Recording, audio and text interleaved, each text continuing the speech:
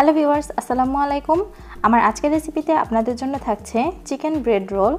আর এটি একদম ইজিভাবে আমি আপনাদেরকে দেখিয়েছি। আসছে রমজান মাসের জন্য আপনারা এখনই এই রোলগুলো কিভাবে বানিয়ে সংরক্ষণ করে রাখতে পারবেন সেই পদ্ধতি সহ আমি আপনাদেরকে দেখানোর চেষ্টা করেছি। আশা করছি আমার আজকের রেসিপি আপনাদের উপকারে আসবে। রেসিপি ভালো লেগে থাকলে অবশ্যই আমার চ্যানেলটি সাবস্ক্রাইব করবেন আর ফ্রেন্ডস অ্যান্ড ফ্যামিলির সাথে আমার ভিডিওগুলো শেয়ার করবেন। তাহলে চলুন এখন দেখে নেই কিভাবে এই রেসিপিটি তৈরি করব। প্রথমে একটি প্যানে পুর বানানোর জন্য পরিমাণ মতো তেল নিয়ে নিচ্ছি আর দিয়ে দিচ্ছি এখানে 1 কাপ পরিমাণ বোনলেস চিকেন আর এখানে দিয়ে দিব 1 কাপ পরিমাণ পেঁয়াজ। তো সমপরিমাণ পেঁয়াজ আর চিকেন দিলে এই পুরটা অনেক বেশি টেস্টি হয়। এই চিকেনটা আমি প্রথমেই আদা রসুন লবণ আর জিরা গুঁড়ো দিয়ে ভালো করে সিদ্ধ করে নিয়েছি আর এভাবে টুকরো করে নিয়েছি ছোট ছোট করে। তো এখন আমি দিয়ে দিব এখানে পরিমাণ মতো লবণ, হাফ চা চামচের মতো লবণ নিয়ে নিয়েছি, কারণ এত বেশি লবণ দেওয়ার প্রয়োজন নেই। এখানে 4-5টি মরিচ এভাবে টুকরো করে নিয়েছি আর 1 চা চামচ পরিমাণ চিলি ফ্লেক্স নিয়ে নিয়েছি। শুকনো মরিচের যে গুঁড়োটা আছে সেটা ইউজ করেছি এখানে। সবগুলো উপকরণ দেওয়ার পর 1 মিনিটের মতো বেশ ভালোভাবে রান্না করে নিয়েছি। এখন এখানে 1 চা চামচ পরিমাণ ভিনেগার দিয়ে দিলাম। এখন 1 চা চামচ পরিমাণ লাইট সয়া সস ইউজ করেছি।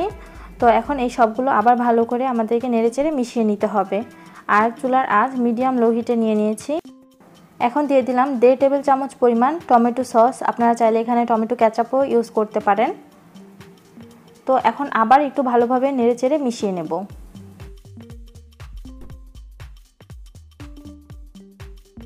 এখন সবকিছু মিশিয়ে নেওয়ার পর এখানে আমি অল্প পরিমাণে ধনেপাতা কুচি দিয়ে দিচ্ছি, এতে স্মেলটা অনেক বেশি সুন্দর আসে।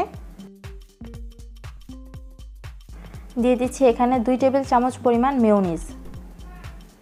তো মেয়োনিজটা দেওয়ার সময় আপনারা চাইলে চুলার জালটা একদম অফ করে নিতে পারেন। তো আমি একদম লো হিটে নিয়ে মেয়োনিজটা বেশ ভালোভাবে এই পুরের সাথে মিশিয়ে নিচ্ছি।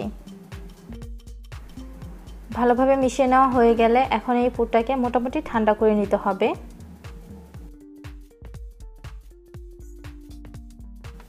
সেকেন্ড স্টেপে আমাদের এখন রোলটা বানানোর পালা। তো রোল বানানোর জন্য আমি এরকম মোটা সাইজ করে কেটে নেওয়া যেসব রুটিগুলো বাজারে কিনতে পাওয়া যায় সেগুলো নিয়ে নিয়েছি। এখন এর 4 সাইড বেশ ভালোভাবে কেটে নিতে হবে।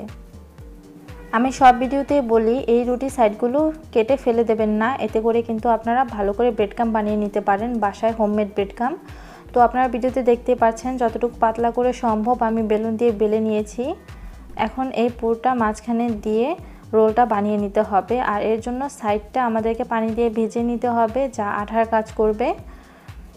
এখন এটাকে আস্তে আস্তে আপনাদেরকে ফোল্ড করে রোল সিস্টেম বানিয়ে নিতে হবে আর পানি দিয়ে সাইডটা আটকে নিতে হবে। তো আপনারা ভিডিওতে দেখেই হয়তো বুঝতে পারছেন যে কিভাবে ভালো করে সাইডটা আটকে নিতে হবে। তো এই দুই পাশটাও পানিতে ভিজিয়ে আমরা আটকে নেব। এভাবে চেপে চেপে দুই পাশটা ভালো করে আটকে নেবেন, নয়তো কিন্তু ভেতর থেকে পুরটা বের হয়ে আপনার তেলটা নষ্ট হয়ে যাবে আর রোলের যে শেপটাও কিন্তু নষ্ট হয়ে যাবে। তো আমি আপনাদেরকে এখানে একটা বানিয়ে দেখাচ্ছি যে কিভাবে করতে হবে। এখন এই রোলটাকে আগে থেকে ফাটিয়ে রাখা ডিমের মধ্যে বেশ ভালোভাবে আমাদেরকে ভিজিয়ে নিতে হবে। তো ভিজিয়ে নেওয়া শেষ হয়ে গেলে ব্রেডক্রাম্বের মধ্যে ভালো করে আমাদেরকে এটাকে গড়িয়ে নিতে হবে। আর এই ব্রেডক্রাম্বটা আমি নিজেই বাসায় তৈরি করেছি। রুটির এই সাইডগুলো যে অবশিষ্ট থাকে সেগুলোকে ভালো করে ব্লেন্ডার করে গুঁড়ো করে হালকা করে তাওয়ার মধ্যে ভেজে নিয়েছি। তো হয়ে গেল আমাদের এই ব্রেডক্রাম্ব। তো দেখতে পাচ্ছেন কত সুন্দর হোমমেড ব্রেডক্রাম্ব দিয়ে ব্রেড চিকেনের এই রেসিপিটি আমার হয়ে গেল। তো এখন এগুলোকে সংরক্ষণের জন্য আমাদেরকে এরকম একটি এয়ারটাইট বক্স নিতে হবে। এই পর্যায়ে আমরা সংরক্ষণ করতে পারবো। ব্রেডক্রাম্ব দিয়ে র্যাপ করার পর এরকম এয়ারটাইট বক্সে ডিপ ফ্রিজে আমরা 1 মাস পর্যন্ত সংরক্ষণ করতে পারবো। তো এখন অল্প কিছু আমি ভেজে দেখাচ্ছি।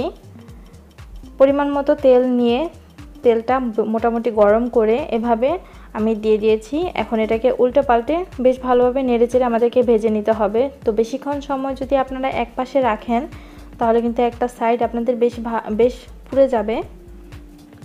তো খেয়াল রেখে আপনাদেরকে এই কাজটা করতে হবে। লো মিডিয়াম হিটে আমি এই সবগুলো ভেজে নিয়েছি আর যখন এরকম ব্রাউন কালার হয়ে যাবে তখন আমি একটা একটা করে তুলে নিচ্ছি। তো আপনারা দেখতে পাচ্ছেন যে কত সহজে এই রেসিপিটি হয়ে গেল আর সংরক্ষণ পদ্ধতিটাও কিন্তু একদমই ইজি। আপনারা চাইলে রমজানের জন্য এখনই অনেকগুলো বানিয়ে সংরক্ষণ করতে পারেন, এতে করে ইফতারের সময় জাস্ট ভেজে আপনারা ইফতার করে নেবেন। অনেক ইজি উপায়ে আমি আপনাদেরকে দেখানোর চেষ্টা করেছি। আশা করি অনেক ভালো লাগবে। তো একটি ভেঙে দেখাবো যে এটা কতটা সুন্দর হয়েছে ভেতরে। তো আশা করছি আমার আজকের রেসিপিটি আপনাদের কাছে ভালো লেগেছে। তাহলে আজকের মতো এখানেই বিদায় নিচ্ছি। সবাই ভালো থাকবেন, সুস্থ থাকবেন, আমার জন্য দোয়া রাখবেন। আল্লাহ হাফেজ।